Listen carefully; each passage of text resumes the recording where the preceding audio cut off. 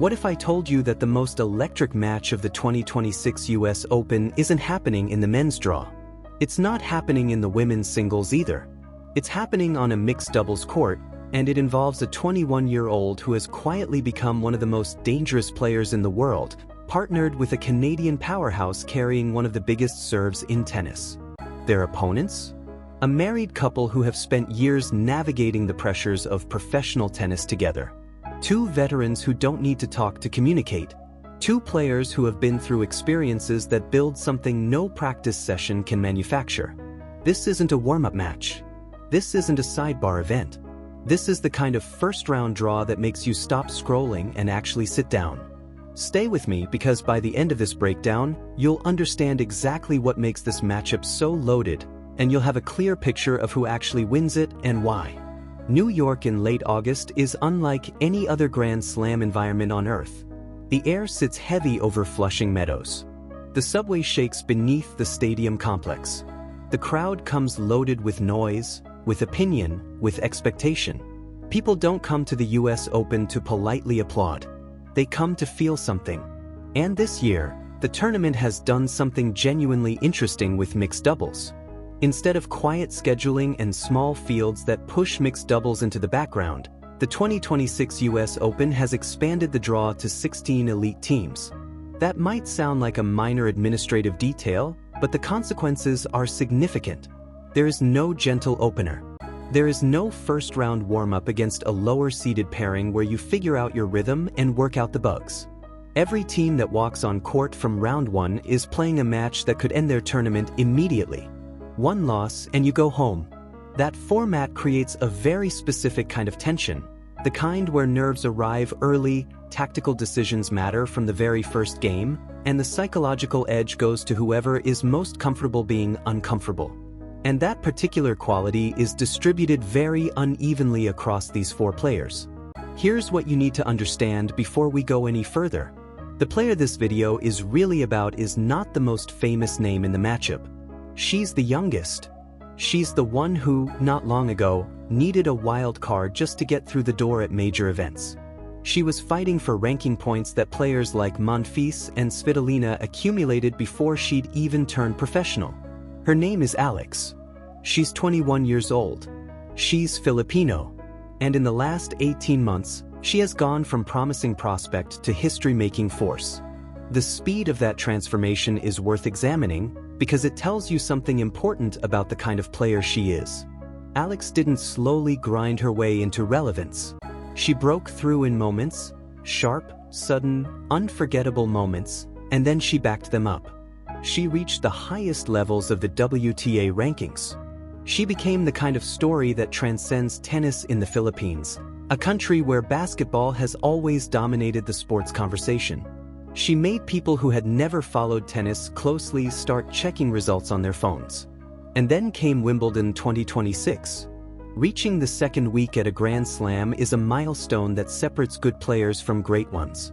The second week means you've navigated pressure, bounced back when the match got hard, handled the weight of advancing rounds, and still found your best tennis when it mattered most.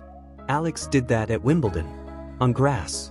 In one of the most demanding tournament environments in the sport. So when she arrives at the US Open, she is not carrying the energy of someone trying to prove she belongs. She belongs. She knows it. And the people across the net know it too. Here's what makes her specifically dangerous in this format. Her baseline game generates pace that most players would envy. She can load up on both wings and redirect the ball with genuine power. But that's actually the second most important part of her game. The most important part is what happens when a match turns against her. A lot of young players have power. Far fewer have the mental architecture to absorb a bad stretch, reset internally, and come back swinging without their body language giving away that they were ever rattled. Alex has that. At 21, she already plays with a composure that veterans spend years developing. She doesn't chase the moment. She waits for it. In doubles, especially mixed doubles, where the format is intense and points can swing on a single bad decision, that composure could be the most valuable thing she brings to the court. But she's not walking on alone. Felix Auger-Aliassime plays with a style that fits the fast hard courts of New York almost perfectly. His serve is one of the most reliable weapons in the men's game, explosive on the first ball, precise on the second, capable of generating instant free points before a rally even develops. On a quick surface where the ball skids low and fast, that serve doesn't just win points. It sets up everything that follows. Add a forehand that takes control early in exchanges, and you see why the tactical plan for this pairing isn't complicated. It's just very hard to stop when it's working. Serve big. Create a short ball.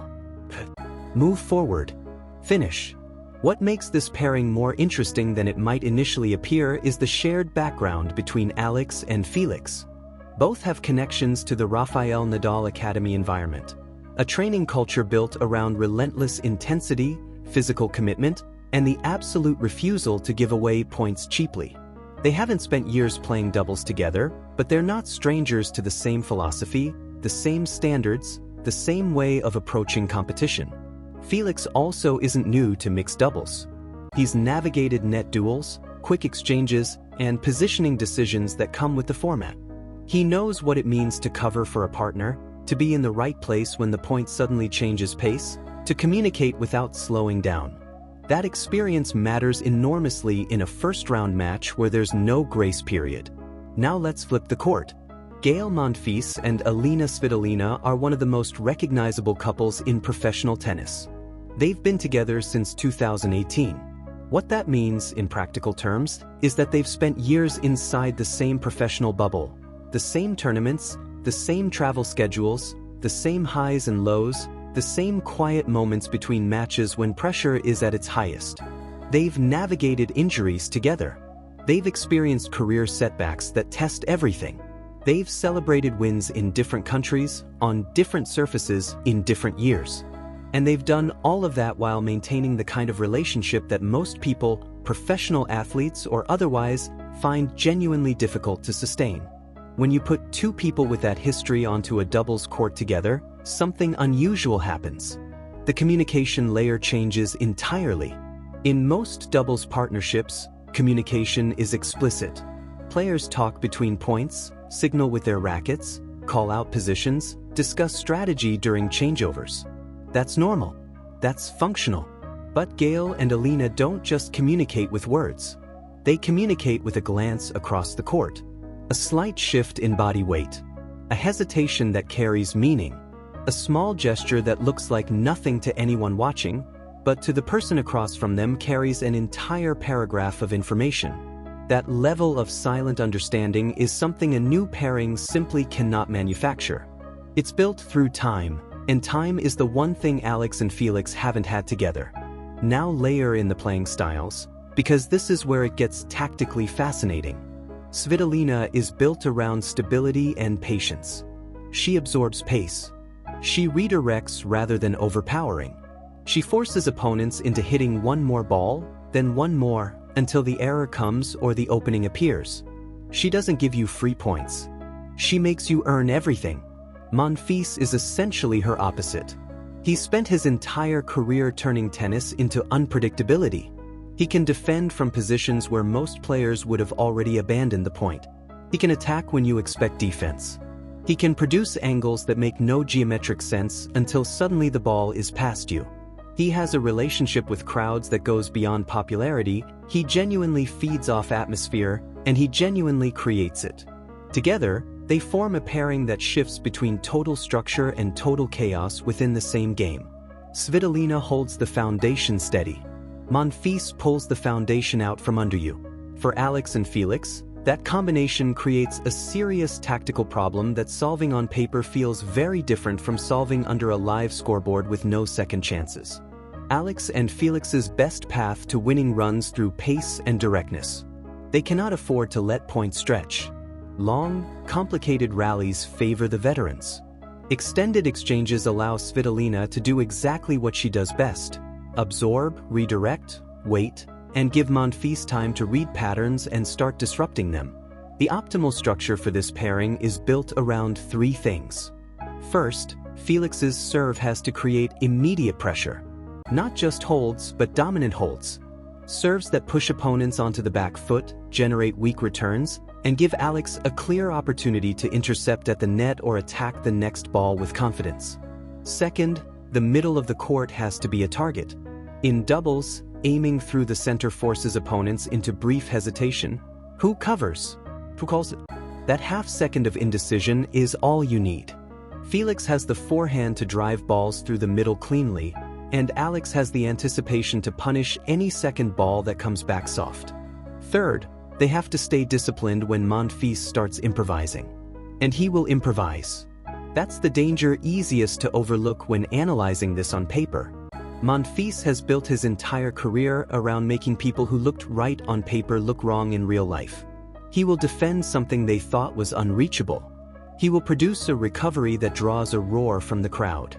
He will turn a point they thought was finished into something that runs 6 more shots. That moment, that single wild point where Monfils does something no rational tennis brain could predict, is where psychological pressure shifts. Alex and Felix have to stay on the ball. Not the moment, not the crowd reaction, not the scoreboard, the ball. They have to execute the next point as if the spectacular thing that just happened didn't happen. That is genuinely difficult.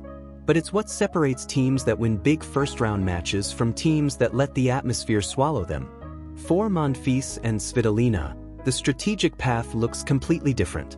They want complexity. They want variation.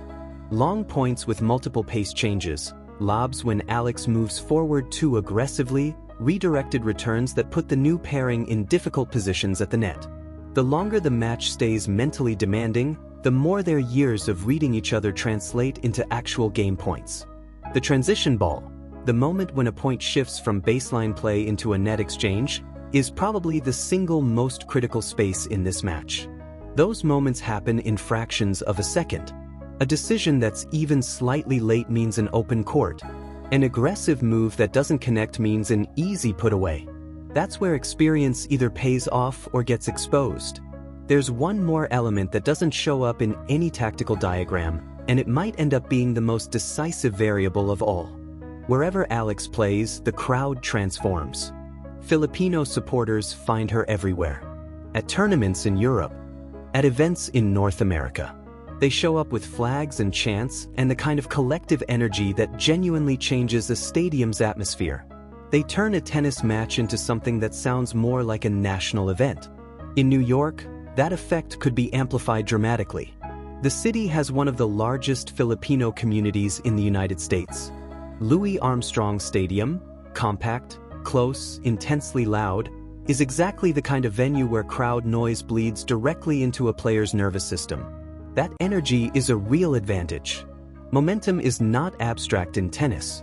When a stadium erupts after a winner, the player who hit that winner carries something physical into the next point. Looser muscles, faster reactions, the feeling that the entire environment is behind them. But here's the other side of that equation. Crowd energy creates expectation, and expectation creates pressure. When thousands of people are counting on you to win a specific point, when you can feel the held breath before you hit a return, the match starts carrying emotional weight that pure tennis analysis doesn't capture. Alex has already demonstrated she knows how to carry that weight.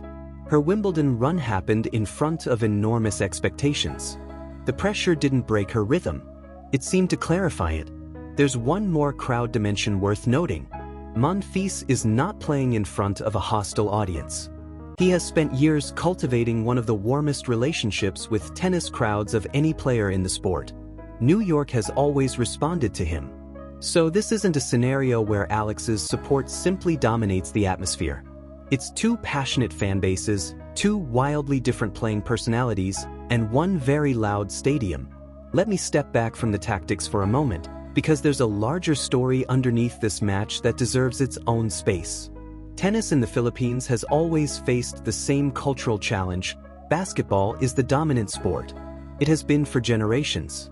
The grassroots structure, the national pride, the household names, basketball owns that space. Alex has been changing that, not through press releases or manufactured narratives, through results, through performances in front of audiences who weren't initially watching and then couldn't stop. Through the kind of play that makes casual observers put down whatever they're doing and pay attention. What she's built isn't just a tennis career.